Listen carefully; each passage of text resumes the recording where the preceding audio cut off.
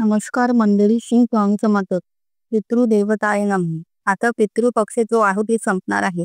सर्व पितृ अमावस्या हा पितृ पंधरवाड्याचा शेवटचा दिवस असते. तुम्हाला या पितृपक्षांमध्ये आपल्या पितरांची सेवा काहीच जमली नाही तर अवश्य तुम्ही या सेवा करा. कारण बघा, पितरांचा आपल्यावरती आशीर्वाद असणं खूप महत्वाचं असतं. आपल्या कुलदेवीचा आशीर्वाद जितका महत्वाचा आहे तितकाच पितरांचा पण आशीर्वाद महत्वाचा आहे. कारण आपल्याला जो हा जन्म मिळालेला आहे तो आपल्या पितरांच्या आशीर्वादामुळे आहे.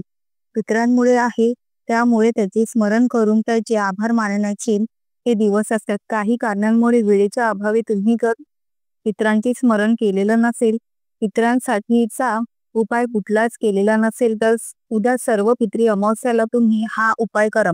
जो मी तुम्हाला दही भाताचा उपाय सांगणार आहे तो आवर्जून करा.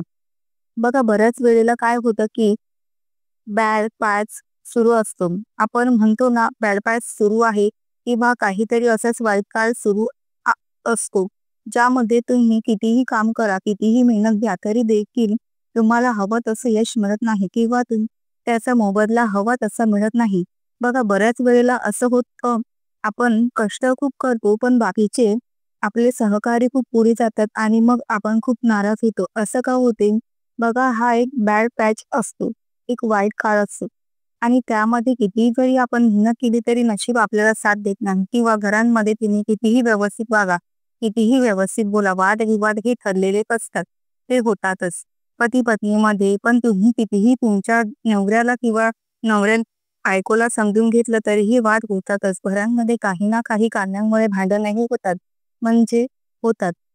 मुलं आजारी पडतात, लहान मुलं किंवा आपण घरातील जे सदस्य आहेत ते वारंवार आजारी पडतात. एक झालं की एक माणूस आजारी पडतच राहतो आणि अक्षरशः पाण्यासारखा पैसा खर्च होतो. आईवडिलांना मुले खूप उलट सुलट बोलतात, अतिशय टोकाची भांडण होतात. घरांमध्ये कोणाचं पटत नाही, एकमेकांशी मुलांचे शिक्षण व्यवस्थित पार पडत नाही, मुलांना शिक्षणांमध्ये असंख्य अडचणी येतात, लग्न त्याची जुळत नाहीत, मुलांना नोकऱ्या लागत नाही, संतान प्राप्ती होत नाही. हे सगळे जे कारण आहे, तर ते बघा, आपला जो वाईट काळ आहे किंवा जो बॅड पॅच आपण म्हणतो त्यामुळे असतात. किंवा मग पितृदोष लाभलेले असतात. आपल्याला पितरांची सेवा आपल्याकडून किंवा आपल्या आधीच्या पिढीकडून राहिलेली असते. आपल्या पितरांची सेवा यामुळे देखील आपल्याला पितृदोष हे लागू शकतात. तर बघा, हे पितृदोष दूर करण्यासाठी आपल्याला आवर्जून अमावस्येच्या दिवशी हे उपाय करायचे आहे. उद्याच्या अमावस्येला तर सर्वांनी हा उपाय करायचाच आहे. त्याचबरोबर तुम्ही दर अमावस्येला देखील हा उपाय करा. अतिशय छान फरक पडतो. 100% तुम्हाला याचा छान असा फरक दिसणार म्हणजे दिसणारच. जर तुम्ही पूर्ण विश्वास आणि श्रद्धेने हा उपाय कराल तर नक्की तुमच्या जीवनामध्ये खूपच चांगला बदल याने घडेल. त्यामुळे तुम्ही उद्याच्या सर्व पितरी अमावस्येला हे उपाय आवर्जून करावेत. बघा, सर्व पितरी अमावस्या म्हटलं तर आपल्या घरचे पित्र अगोदरच्या तिथीला झाले असते तरीही या दिवशी पुन्हा एकदा आपल्या पितरांसाठी नैवेद्य काढायचा असतो, कावळ्याला घास द्यायचा असतो, त्याने देखील आपला पितृदोष दूर होत असतो. तर सर्व पितरी अमावस्या शनिवारी 20 सप्टेंबर 2025 रोजी उत्तर रात्री पहाटे 4 वाजता सुरू होत आहे आणि ती रविवारी उत्तर रात्री 1:23 संपत आहे. तर उगवत्या तिथीनुसार 21 सप्टेंबर 2025 रोजी सर्व पितरी अमावस्या असणार आहेत. तर या दिवशी आपल्याला हे जे काही उपाय मी सांगणार आहेत ते करायचे आहे. हे उपाय दिवसभरात कधी पण करू शकता. अगदीच हे उपाय तुम्ही दर अमावस्या, दर पौर्णिमा, दर एकादशीला केले तरीही तुमचा प्रखर पितृदोष देखील दूर होऊ शकतो. हे लक्षात घ्या. तर चला जाणून घेऊया आपल्याला उपाय कुठले करायचे आहेत. तर जे काही उपाय करायचे आहेत त्यासाठी आपल्याला फक्त 2 गोष्टी लागणार आहेत. एक म्हणजे भात आणि दुसरं म्हणजे दही. आता ह्या 2 गोष्टी प्रत्येकाला शक्य होतात, सहज उपलब्ध होतील अशाच ह्या गोष्टी आहेत, पण याने आपले पितृदोष दूर होऊ शकतात हे अनेकांना ठाऊक नाही. तर आज मी तुम्हाला 5 दही भाताचे उपाय सांगणार आहेत. त्यापैकी तुम्हाला जो सोयीचा वाटेल किंवा जो करणं शक्य होणार आहे तो करा. सगळे केले तरीही हरकत नाही. तर सगळ्यात पहिले जे उपाय आहे तो आपल्या पितरांना शांतता प्रदान करण्यासाठी आहे. तर तुम्हाला काय करायचं आहे, आपल्या घरच्या दक्षिण कोपऱ्याला म्हणजे बाहेर तुमच्या अंगणांमध्ये, तुमच्या गच्चीवर, तुमच्या टेरेसवर किंवा तुमची गॅलरी असेल तर त्या ठिकाणी आपल्याला थोडासा दही भाताचा नैवेद्य ठेवायचा आहे. हा नैवेद्य ठेवताना तुम्ही केळीच्या पानावर घेऊ शकतात किंवा वडाच्या झाडाचे जे पान असतं त्यावरही ठेवू शकतात. ते नाही मिळालं तर एखादी पत्रवाळी घ्या किंवा एखादी अशी डिश घ्या जी पुन्हा तुम्हाला वापरात आणायची, ही डिश फेकून घ्यायची नाही. तर प्रत्येक वेळेस आपण जेव्हा उपाय करणार आहोत तेव्हा ही डिश आपल्याला वापरायची आहे. तर बघा, या डिशमध्ये आपल्याला भात आणि दही एकत्र करून ठेवायचं आहे. पण भात शिजवत असताना त्या भातांमध्ये तेल, मीठ काहीही घालायचं नाही, तूप घालायचं नाही. फक्त मूठभर तांदूळ घ्या, एका पाण्याने तांदूळ धुवून घ्या आणि तो भात शिजवायचा आहे. फक्त एका पाण्याने धुवायचा किंवा नाही घेतला तरीही चालतो, पण एका पाण्याने धुवायला हरकत नाही. तो शिजवल्यानंतर त्यामध्ये आपल्याला दही एकत्रित करायचा आहे. आता हा भात आपण शिजवणार आहे तो आपल्या खाण्यातील भात नसावा. उपायांसाठी नेहमी वेगळा भात शिजवायचा, हे लक्षात घ्या. आता अशा प्रकारे तो नैवेद्य आपल्याला दक्षिण दिशेला ठेवायचा आहे. जसं आपण देवांना नैवेद्य दाखवताना भरीव चौकोन करतो तसा आपल्याला वर्तुळ काढायचा आहे आणि त्या वर्तुळावर ही प्लेट ठेवायची आहे किंवा ही पत्रवाळी ठेवायची आहे. त्याभोवती गोलाकार पाणी फिरवायचं आणि त्यानंतर पितरांना एक प्रकार आमंत्रित करायचं की हा नैवेद्य अगदी मनापासून मी तुमच्यासाठी ठेवलेला आहे आणि तुम्ही त्याचा स्वीकार करावा आणि जे आमचे देश आहेत ते दूर करावे, तुमचा भरभरून आशीर्वाद द्यावा, अशा प्रकारे प्रार्थना करायची आणि दक्षिण दिशेकडे तोंड करून ओम पितृ देवताय नमः असं 11 वेळेस म्हणायचं. अशा प्रकारे हा पहिला उपाय तुम्हाला करायचा आहे. आता कावळे किंवा पक्षी जे कोणी येऊन ते भात खातील त्यानंतर उरलेला जो भात आहे तो तुम्हाला दुसऱ्या दिवशी एखाद्या झाडाखाली टाकून द्यायचा आहे आणि किंवा तो निर्माल्यांमध्ये टाकला तरीही चालेल.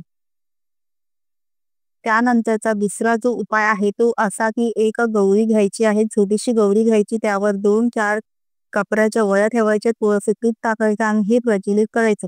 आता हे प्रज्वलित केल्यानंतर अशाच प्रकारचा दही भात थोडासा त्यावर शिंपडायचा आहे आणि ओम पितृ देवताय नमः असं म्हणायचं, जेणेकरून हा नैवेद्य त्यांच्यापर्यंत पोहोचेल आणि त्यांच्या आत्म्याला शांती मिळेल. हा देखील सोपा आणि अतिशय प्रभावी असा उपाय आहे.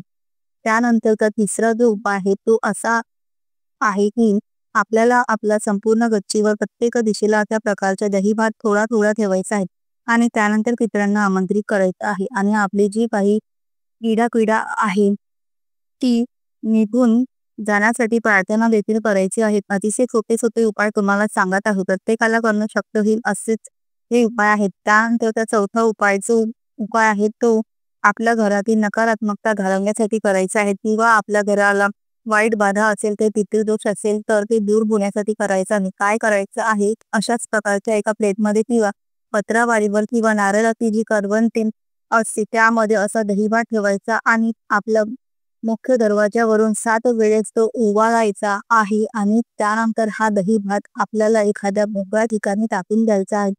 टाकताना एक काळजी घ्या, कोणीही त्याला ओलांडणार नाही, अशाच प्रकारे टाका. बघा, याने आपल्या घरातील सगळी नकारात्मकता दूर व्हायला मदत होत असेल तर हा उपाय नक्कीच तुम्ही करून बघा.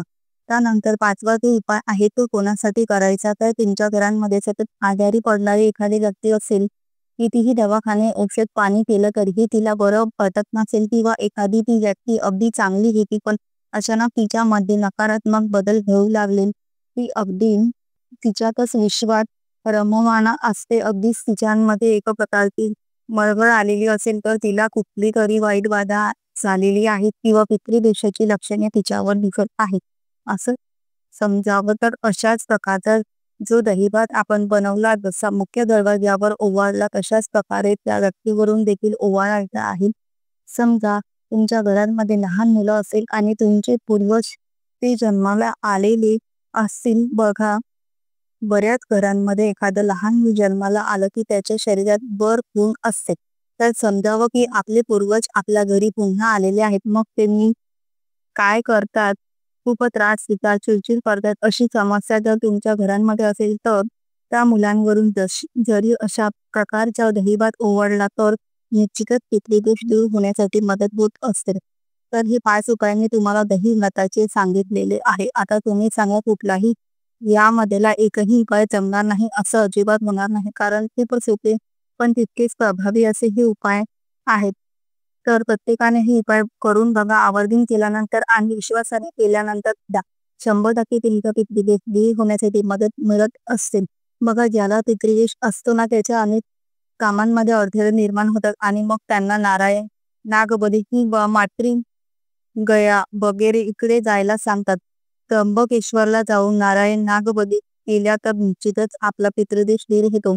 पण ह्या गोष्टी करणं अगदी सोपं नसते. त्या ठिकाणी पैसा देखील लागत असतो आणि जर आपली आर्थिक परिस्थिती बिघडत असेल तर आपण तिथून करणार ते कार्यक्रम बरोबर ना. त्यामुळे आपल्याकडे नसेल पैसा तर घाबरू नका आणि ते पर्यंतचा त्रासही सहन करू नका.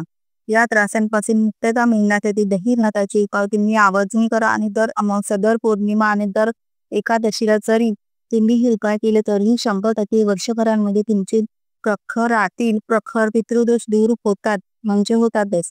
बघा, यासोबतच आपल्याला पितरांच्या काही सेवा देखील करायच्या असतात. जसं की दक्षिण दिशेकडे तोंड करून पितृस्तोत्र म्हणणे किंवा श्रीमद भगवत बधाम संक्षिप्त श्रीमद भागवत हा जो ग्रंथ आहे तो घरी घेऊन याचा एक घरी पाठ जरी केला ना आपण अमावस्या, पौर्णिमा किंवा एकादशीच्या दिवशी, तरीही त्याने पितृदोष दूर होण्यासाठी मदत होत असते.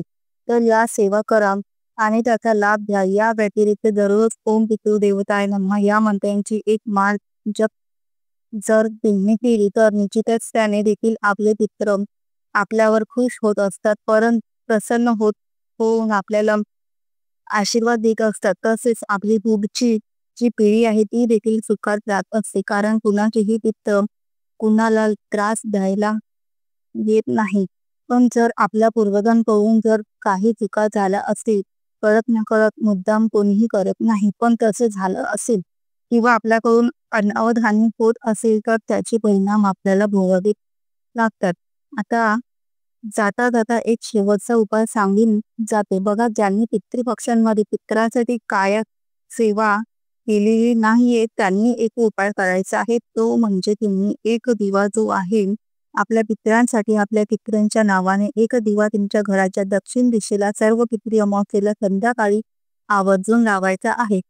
कणकेचा दिवा तयार करा किंवा मातीचा पण ती घ्या चालेल आणि त्याला तांदळाचा आसन घ्या आणि त्यावरती आपल्याला तो कणकेचा दिवा किंवा जी पंथी आहे ती ठेवायची आहे. त्यामध्ये तुम्हाला तिळाचे तेल टाकायचे आहे किंवा मग तुम्ही जे देवासाठी वापरताय तेल देवघरामधील ते वापरलं तरीही चालेल. असा हा दिवा तुम्ही उद्या पितरांसाठी लावायचा आहे. त्यामध्ये फक्त काळे तीळ चिमुरभर टाका आणि असा हा जे दिवा आहे ते दक्षिण दिशेला तोंड करून तुमच्या घराच्या बाल्कनीमध्ये किंवा अंगणांमध्ये किंवा दक्षिण भागांमध्ये लावायचा आहे. कुठलीही जागा नसेल बाल्कनी वगैरे जर तुम्ही घराची जी दक्षिण दिशेची भिंत आहे ते हा दिवा लावा. दक्षिणेकडून तोंड करून आपल्या पितरांचे स्मरण करायचे, त्याचे आशीर्वाद मागायचे आहेत. तर आजची माहिती तुम्हाला कशी वाटली ही कमेंट करून नक्की सांगा. माहिती आवडली असेल तर व्हिडिओला नक्की लाईक व शेअर करा आणि चॅनलला सबस्क्राईब करायला विसरू नका. व्हिडिओ शेवटपर्यंत पाहिल्याबद्दल अगदी मनापासून तुमची खूप खूप आभारी आहे. धन्यवाद. श्री स्वामी समर्थ. जय स्वामी समर्थ.